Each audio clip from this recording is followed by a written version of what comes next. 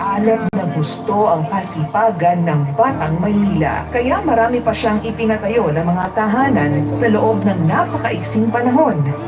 Ito ang Condominium 1 at Condominium 2. Binondominium 1, San Sebastian Residences, Pedro Hill at San Lazaro Residences na hinango sa mga disenyo sa Singapore. Nagpatayo pa siya ng maraming eskwelahan sa Maynila. Ito ang Rosario Almario Elementary School, Manila Science High School, Dr. Alejandro Albert Elementary School, at Ramon Magsaysay High School, all 10-story, fully air-conditioned public schools. Sinundan niya to ng mga paggamutan, kagaya ng Baseco Hospital, Ospital ng Maynila,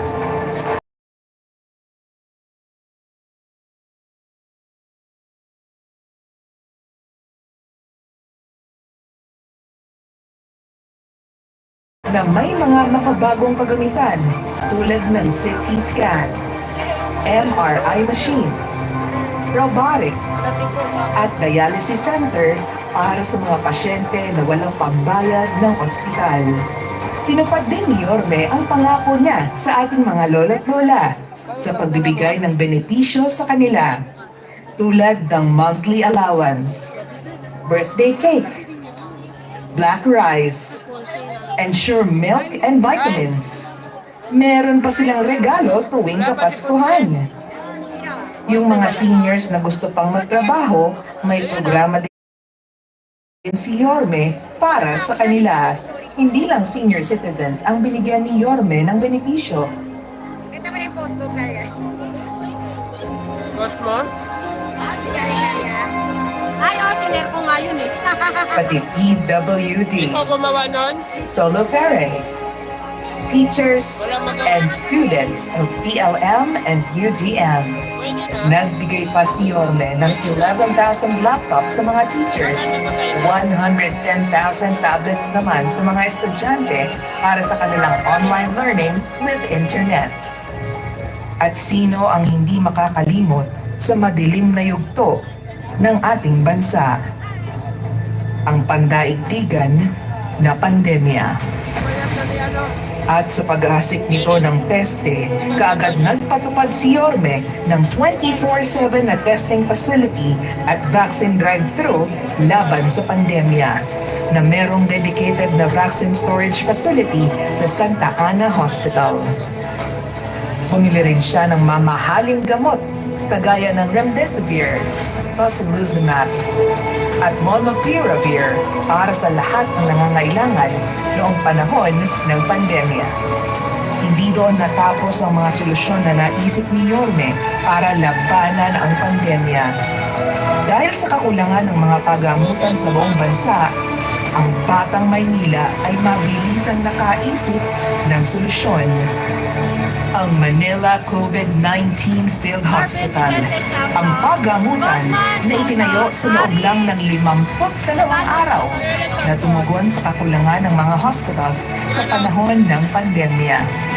At dahil dito, maraming buhay ang nailigtas ng itinayo niyang pagamutan.